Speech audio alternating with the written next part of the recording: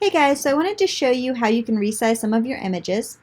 So to start off, I'm just going to show you, I'm going to find an image here on my computer.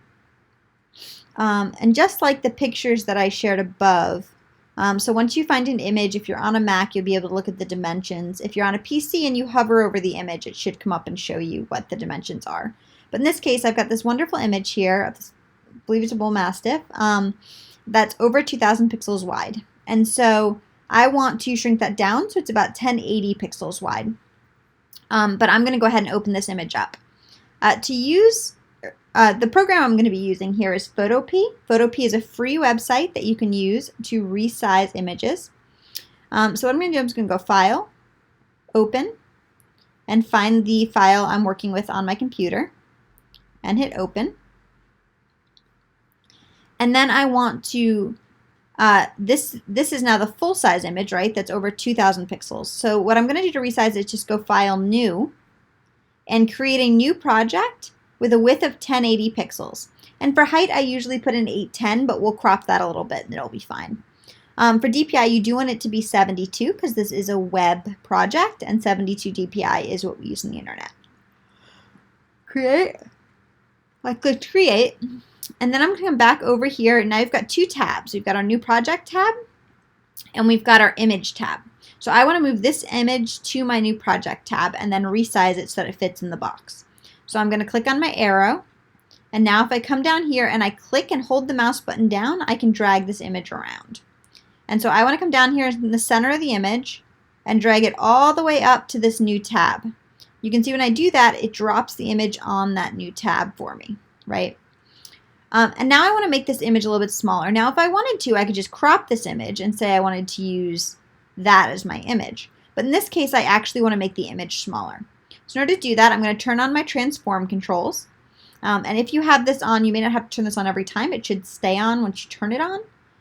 But I'm going to turn that on, and I'm going to get these little boxes up here. And now what I can do is click and drag this down. And then if I hold down the Shift key, and then I push down the mouse key, it'll let me drag it and keep it proportional. So you can see the little arrow comes, and now I'm not losing my proportions here. So I'm going to keep going. Make sure I let go of the mouse first and then the Shift key. And then I can click on it with the mouse again to drag it back up into my little box here. And I still just a little bit bigger than my box, so I'm going to push down the Shift key and then click my mouse key and drag it in again just a little bit. You can see that fits pretty well. So now we've got this new image at 1080 by 810. If it had been a little bit short, that would have been okay. I just would have used the crop tool here and just cropped the image in just a little bit. But we're good to go on this, so I'm going to go File, and I'm going to Export As. And now for the internet, we want either a PNG or a JPEG file. A JPEG is going to be slightly higher quality. It's going to look a little more crisp on your website, a little less fuzzy.